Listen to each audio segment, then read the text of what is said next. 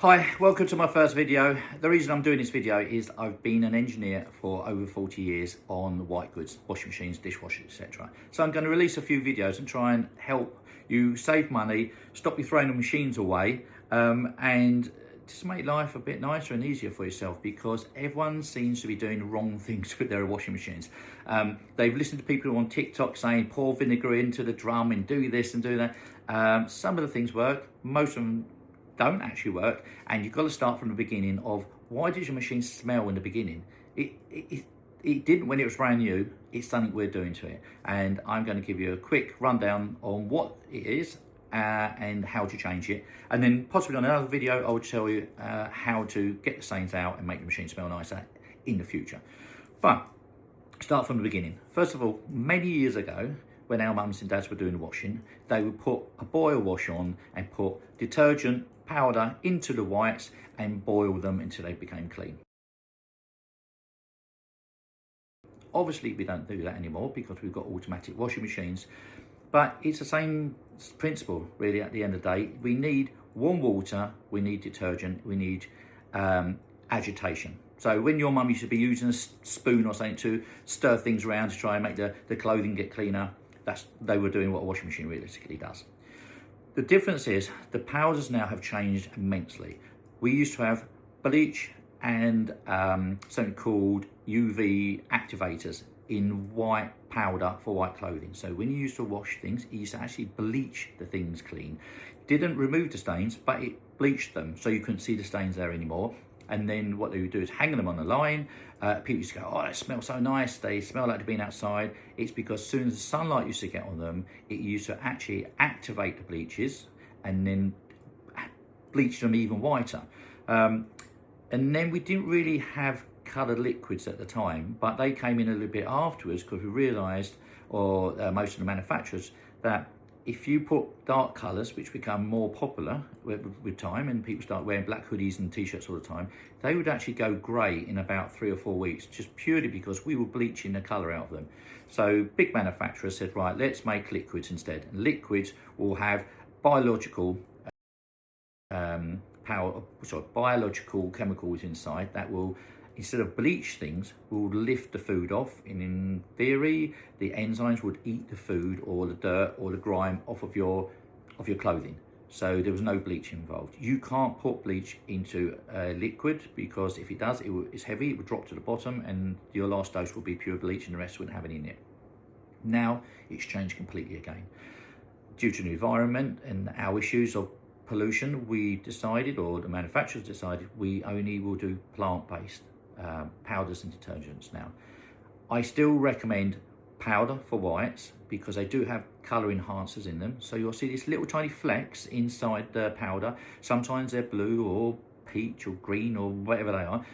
The blues and the purples are designed really to make whites look slightly whiter, because if you add a little bit of blue to a white garment, it actually looks fresher and whiter.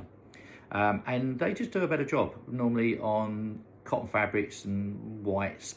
When it comes down to colours, always go for liquids. Always avoid the pods. The pods are quite expensive, and also the big problem with machines smelling so much nowadays, after you've used them, people doing all these different ways of trying to get rid of smells from their washing machine, get rid of the stain from the door sill, and they pour bleach in it, or vinegar, or apple cider, all sorts of crazy things to try and get rid of the smells and the stains that come out from your machines. This is our fault. We're causing these problems because we're expecting too much from the machines and too much from the powders and liquids we're putting into them. They are now plant-based, i.e. no bleach, no chemicals, no petroleum in there, nothing to actually lift colour and stains off of your garments.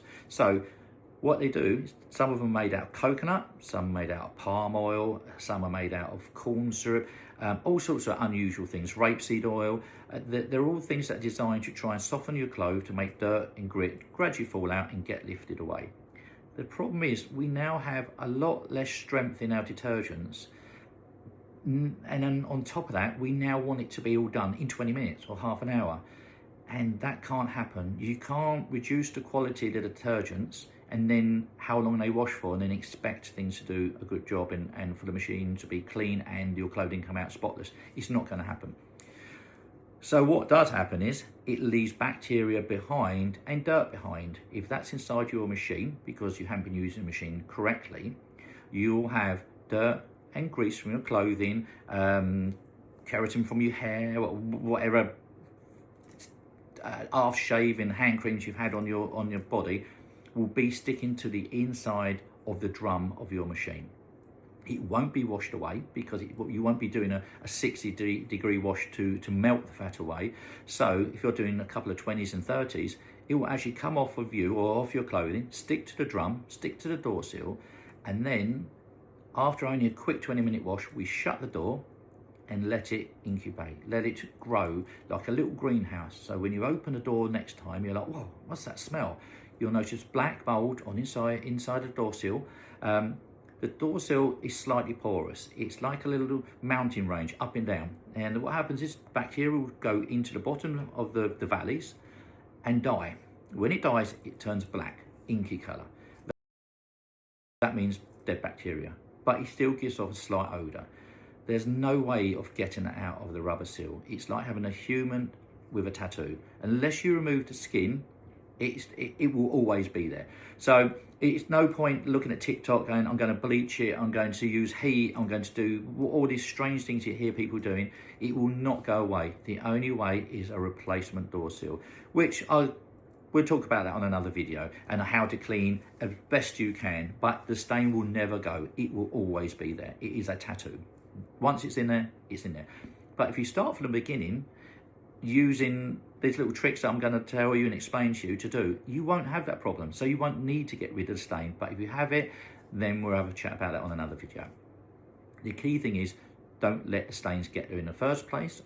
Or if you've had the machine serviced, the new door seal done, and the machine is now clean, stop it from coming back. What you need to do now is you need to make sure you use powder for your whites, colour, liquids for your colour, and you need temperature as well. So you can't do a 30-minute 20-degree wash. It will not get the stains out and it will not kill bacteria. If you talk to any nurse, they'll say if you go to hospital and switch the tap on, it's normally 60 degrees, and there's signs saying be careful, warning, hot water. Hot water kills bacteria. Your machine is going to be 99% cold fill only now. So no longer does your machine fill with hot water, fills with cold and tops itself up to the correct level, which is a brilliant way of being environmentally friendly and saving energy, because you never waste hot water. But you really need to do a 60-degree wash on maybe Saturday or Sunday so that you can kill the bacteria in your machine. So in my own house, I do maybe, a 40-minute wash at 40 degrees, Monday to Friday. Saturday and Sunday, I put 60-degree wash on with towels in it or with my bed linen in it, and the machine will be spotless.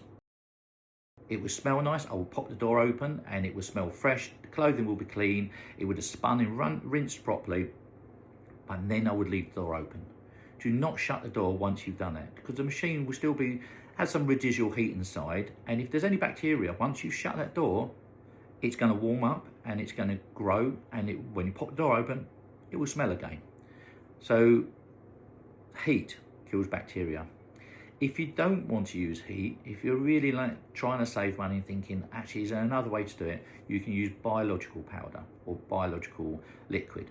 Biological means it has enzymes in it. Enzymes are alive, and what they do is they physically eat the bacteria and the dirt of your clothing, encapsulate it, and then it gets rinsed off at the end of the program.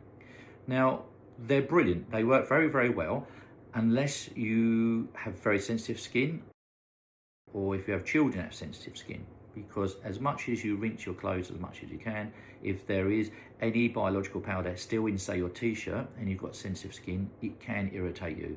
Not everyone, but only a few people. But if you use your biological powder and then stick it on a 60-degree wash, there's absolutely no point in doing that. That 60-degree wash has just killed the enzymes, because they're a living organism. And as I said previously, when you hit 60 degrees, anything above 60 is normally killed by the heat. So you have to decide which way you're going to do it. Do you use biological up to say 50, and after 50 non-biological? There's not a huge difference in the price, but if you start getting into these habits of doing a proper wash at the correct temperatures, your machine won't smell. You won't need to go through all that palaver of trying to remove the smelly door sill and clean the drum out. I'm going to show you how to do that on the next video, because if you're looking at this, you've probably already got to that stage. But this is how you go and move on. Once you've cleaned the machine, you must do this, and it won't go away immediately. It would take weeks for it to soften up the dirt in the grime inside the machine and gradually get itself washed through. Lots and lots of 60-degree washes will clean it through. And don't overload your machine.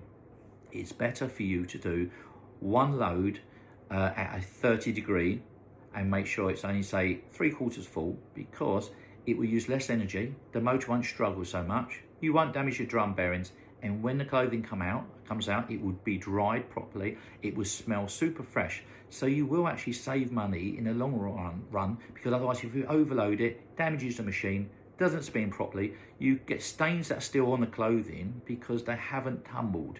Inside your machine you have something called paddles. The paddles makes the clothing tumble. It's the tumble and water and soap action together that actually knocks the dirt out of the clothing and then gets rinsed away. If it can't tumble, it will not get knocked, the water won't get through the clothing, and you will still have stains.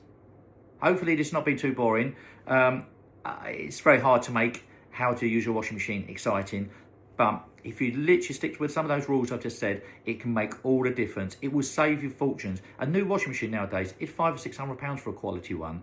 If you stick by the simple rules, you won't need to replace it so frequently. I get people ring me every day saying, I'm throwing my machine away, it's 3 years old, it works perfectly, but I can't stand the smell. And then once we get chatting, they tell me they've done 20-degree washes for 30 minutes for the last 3 years and wonder why the machine is full of sludge. Look out for the next video. Thank you very much.